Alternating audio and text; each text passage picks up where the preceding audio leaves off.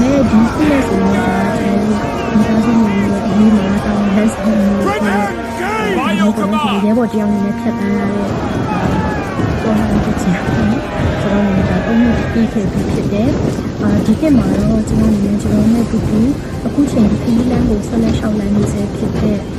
ကျွန်တော်ရဲ့ဒါပုံစံမျိုးပေါ့နော်ဒီလိုမျိုးအားလုံးအတွက်စီမံကိန်းလေးတစ်ခုတောင်းချင်ပါတယ်အားလုံးလည်းဒီနေ့ကစားလို့စိတ်ကြမ်းမှချင်းတူကျွန်တော်ဒီနေ့ပြဆုံးကြပါစေပြီးတော့အားလုံးနဲ့လည်းတော်လန်တစ်ခုတက်ပြီးတော့ကျွန်တော်တို့ဒီစီမံထားတဲ့တန်းတဲ့တစ်ခုကိုဒီရှောင်းလန်းကြနေတယ်နောက်နှစ်တွေမှာတော့ကျွန်တော်တို့ဆက်အောင်လုပ်ကြရအောင်ကျွန်တော်တို့ဒီလိုအားလုံးတစ်ခုပေါ့နော်ဒီလိုမျိုးအေဂျင့်နဲ့ပို့ကောင်းတဲ့ဒီလိုမျိုးအကျဉ်းကားကိုပြန်တော့ဆက်နေနိုင်လို့ကျွန်တော်တို့နေရာဆုံးမရှိပါစေလို့ကျွန်တော်တို့ပြောချင်ပါတယ်